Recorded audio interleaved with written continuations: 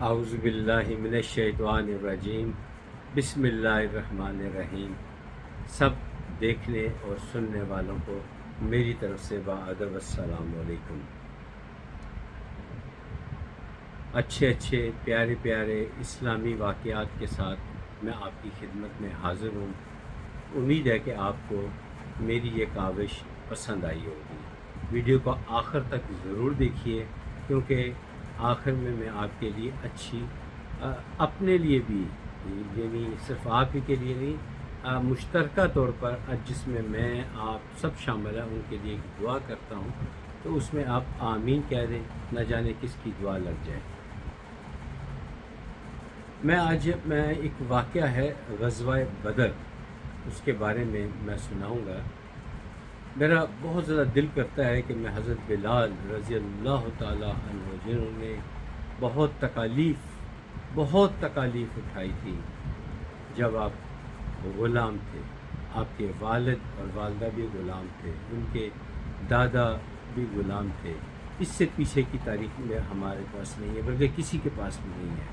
یعنی آپ غلام در غلام تھے اور آپ کے نس میں غلامی تھی، لیکن جب نبی پاک صلی اللہ علیہ وآلہ وسلم کے دین میں آئے، یعنی دین اسلام میں آئے، تو غلامی سے آزاد ہو گئے اور جو لوگ ان کو کمتر نعوذ باللہ سمجھتے، پھر وہ ان کو سلام کیا کرتے تھے۔ آج بھی ہم ان کی عظمت کو سلام پیش کرتے ہیں۔ جو آپ کا مالک تھا مکہ میں آپ پر بہت ظلم کیا کرتا تھا، اتنا ظلم کرتا کہ تپتی ہوئی ریت پر گلے میں رسی ڈال کر کھینچتا اور جسم آپ کا زخمی ہو جاتا، اور بعض اوقات وزنی پتھر آپ کی پیٹھ پر رکھ کر آپ کو گلے سے کھینچتا، جس سے آپ کے جسم سے چربی، خون یہ نکلتا، اور لوگ خوف کے مارے ڈر کر اپنے کمروں کی کھڑکیاں اور دروازے بند کر دیتے۔ یہ سب باتیں مکہ والوں کو یاد تھی، اور بھلا یہ کیسے ہو سکتا ہے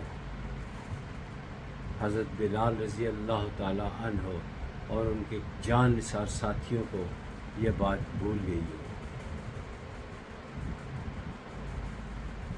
یہ جب مسلمان مکہ سے مدینہ کی طرف تشریف لے گئے، ہجرت کر گئے، تو وہاں پر ایسے حالات پیدا ہوئے، اس پہ پھر کبھی بات کروں گا کہ ابو سفیان کے ساتھ کیا مسئلہ کیا ہوا، اور حالات اس نہج پر پہنچے کہ کفار مکہ 1000 کا لشکر، جس میں کثیر تعداد میں گھوڑے، اونٹ، کھانے پینے کا سامان، یہ چیزیں اور بھی بہت ساری چیزیں لے کر وہ پہنچ گئے، جبکہ مسلمان صرف 313 کی تعداد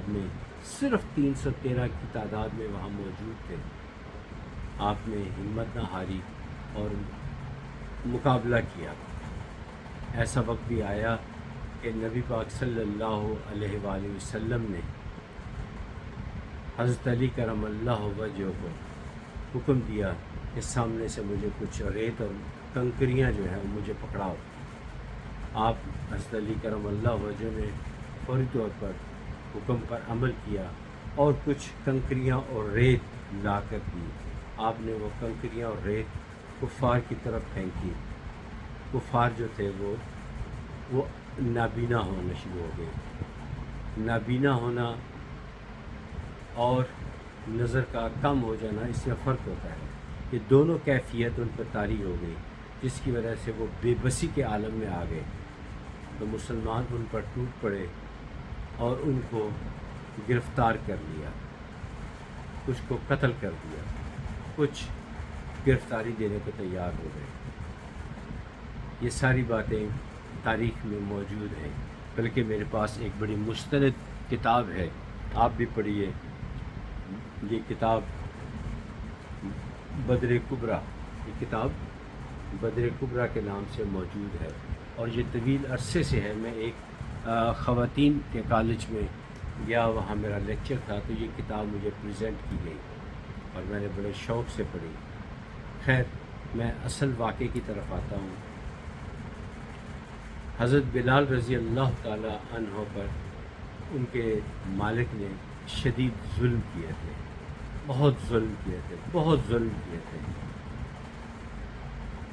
اور پھر بعد ازاں آپ کو پتہ ہے کہ حضرت ابوبکر صدیق رضی اللہ تعالی عنہ نے آپ کو آزاد کروا دیا تھا۔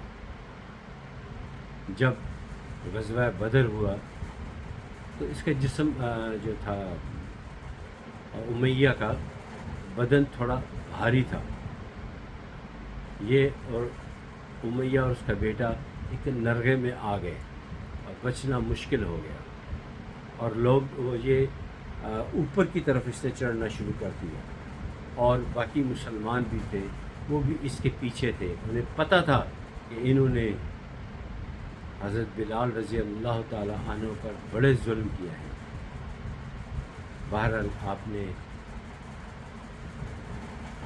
جب حضرت بلال کی آواز سنی کہ چھوڑ دو، یہ میرا شکار ہے، اس کو میں قتل کروں گا، تو سب اصحابہ کرام پیچھے ہٹ گئے۔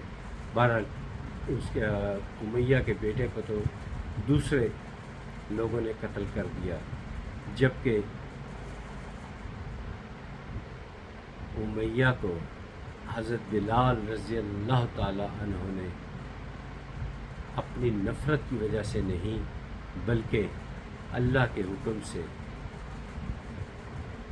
کافر اس کو سمجھتے ہوئے، دشمنان اسلام کو سمجھتے ہوئے اس کو قتل کر دیا۔ یہ انتقام نہیں تھا، یہ دین کا حکم تھا۔ اور کہاں آپ تصور کریں، جو حضرت بلال رضی اللہ تعالی عنہ کا مالک تھا، وہ جنگ بدر میں حضرت بلال رضی اللہ تعالی عنہ کے ہاتھوں جہنم واصل ہوا، اور چونکہ امیہ کا جسم بھاری تھا، نبی پاک صلی اللہ علیہ وآلہ وسلم کی عادت مبارک تھی کہ راستے میں آپ کو کوئی بھی شخص ملتا، چاہے وہ کسی بھی مذہب سے تعلق رکھتا، آپ اپنے ساتھی کو حکم دیتے کہ قبر کھودو اور اس کو اس پہ دفن کر دو۔ لیکن جنگ بدر میں تعداد بہت زیادہ تھی، کفار کے مردود، ان کے قتل ہونے کی تعداد زیادہ تھی، ہر ایک کے لیے انفرادی طور پر قبر نکالنا آلموسٹ ناممکن تھا۔ تو آپ نے حکم دیا کہ تمام جتنے بھی مقتول کافر ہیں ان سب کو کنویں میں ڈال دو، کنویں میں ڈال دو۔ اور واحد امیہ تھا، وہ آپ نہیں آ سکا کیونکہ جسم بھاری تھا، اور اس کے جسم نے اس کی ہڈیوں کا ساتھ چھوڑ دیا تھا، اس کو کھینچنا مشکل ہو گیا تھا۔ پھر بھی نبی پاک صلی اللہ علیہ وآلہ وسلم نے، جو رحمت للعالمین ہے، آپ نے اس کو دفن کیا، جبکہ باقیوں کو وہ گڑھے میں، یعنی وہ کنواں تھا، بہرحال وہ گڑھا بن گیا تھا، وہاں پہ سب کو ڈال دیا۔ یہ ایک مختصر سا واقعہ ہے۔ میں ابھی بہت سارے واقعات آپ کو جنگ بدر کے بارے میں سناؤں گا انشاءاللہ تعالی۔ آخر میں دعا ہے کہ یا اللہ، ہم نے یہ جو کاوش کی ہے اس کو قبول فرمانا، میری بھی اور جنہوں نے سنی ان کی دلی تمنائیں پوری فرما دے۔ یا اللہ ان کی مشکلات دور فرما دے، یا اللہ ان کی گھریلو مشکلات دور فرما دے، یا اللہ ان کی مالی مشکلات دور فرما دے، یہ دنیا بھی اچھی فرما دے، آخرت بھی اچھی فرما دے۔ ایسے اچھے کام تو ہم سے کروا لے کہ تو ہم سے راضی ہو جائے، کہ تو ہم سے راضی ہو جائے، راضی ہو جائے، راضی رہے، اور اس حالت میں اس دنیا سے جائیں کہ تو ہم سے راضی رہے۔ یا اللہ تو ہمیں توفیق دے کہ ہم برے کاموں سے بچیں، اگر ہو گئے ہیں تو صدقے دل سے توبہ کریں، اور ہر اس گناہ سے بچانا کہ جس سے معافی نہ ملے، یعنی شرک نہ ہم سے ہو جائے، بدعت نہ ہو جائے۔